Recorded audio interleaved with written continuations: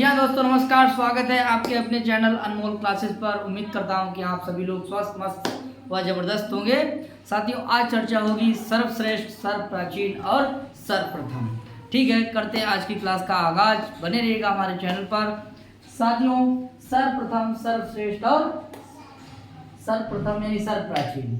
तो ठीक है, करते हैं स्टार्ट। और यहाँ से एक प्रश्न आ सकता है आपकी, देखिए परीक्षा चाहे आपकी कोई सी भी हो, अगर संस्कृत विषय है तो ये जो है वीडियो आपके लिए बहुत ही यूजफुल होगी। साथियों, करते हैं स्टार्ट। पहला प्रश्न की बात कर रहा हूँ, तो पहला पॉइंट है कि सर्वप्रथम वेद है, यानी सर्व प्राचीनतम। ठीक है, सर्व प्राचीन यानी प्राचीनतम वेद है। क्या प्राचीनतम? तो बात करेंगे ऋग्वेद की। किसकी बात करेंगे? ऋग्वेद। सबसे पुरानी पुस्तक है क्या? ऋग्वेद। क्या है? ऋग्वेद है।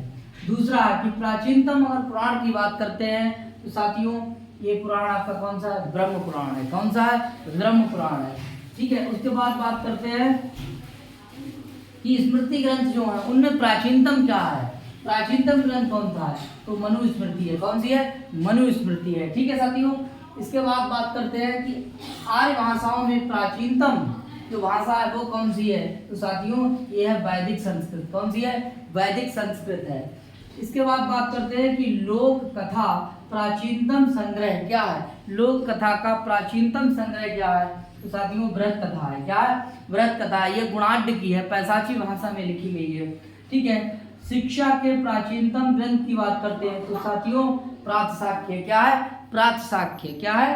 प्रातशाख्य। और भाषा के प्राचीनतम ग्रंथ की अगर बात करें तो साथियों ये निरुक्त है, जो यास्क मुनि के द्वारा लिखा गया है।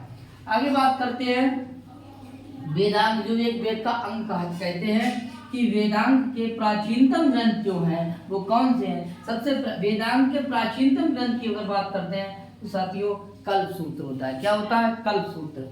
आगे बात करते हैं कि सर्वश्रेष्ठ गद्यकार की बात होती है कि सर्वश्रेष्ठ गद्यकार कौन से हैं? तो सर्वश्रेष्ठ गद्यकार हमारे वाणभट्ट जी हैं। कौन है? वाणभट्ट। अब आता है कि सर्वश्रेष्ठ व्याकरण यानी वैयाकरण कौन है? सर्वश्रेष्ठ वैयाकरण कौन है? तो पाणिनि जी हैं। क्या लिखा था इन्होंने? अष्टाध्यायी लिखा है।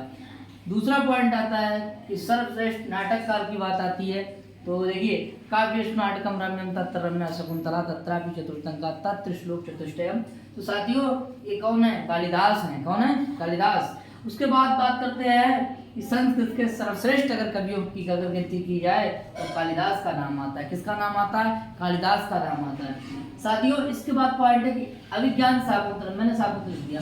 अभिज्ञान शाकुंतलम का सर्वश्रेष्ठ जो अंक है वो कौन सा है? वो आपका चतुर्थ अंक है। क्या है? चतुर्थ अंक, जिसमें विदा होती है किसकी?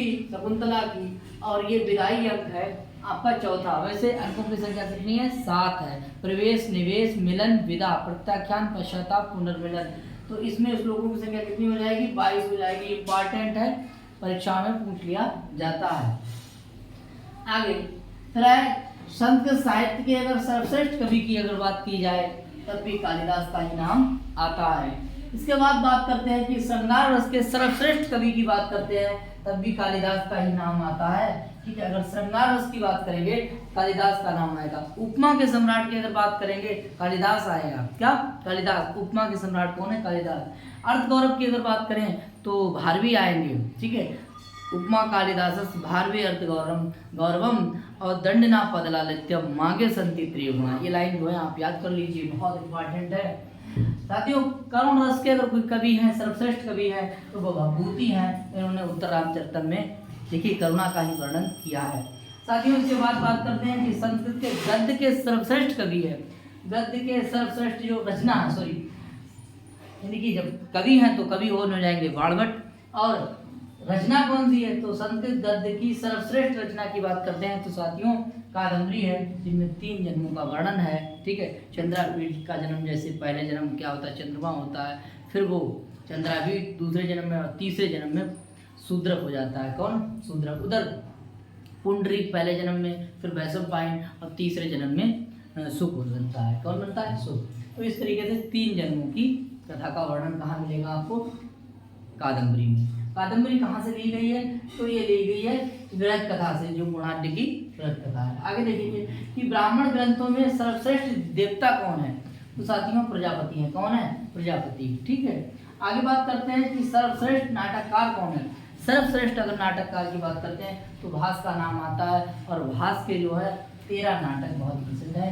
भास 13 चेहरा सुहाना लगता है, 13 मतलब 13 नाटक है। भास के कितने नाटक हैं? 13। अगर चंपू ग्रंथों में बात करें कि चंपू ग्रंथ, ठीक है, गद्य और पद्य को मिलाकर के चंपू हो जाता है, तो गद्य और पद्य में यानी कि मिलकर के चंपू हो जाता है। चंपू ग्रंथों में सर्वश्रेष्ठ की अगर बात करें तो नल चंपू का नाम आता है। क्या? नल चंपू त्रिविक्रम भट्ट का है।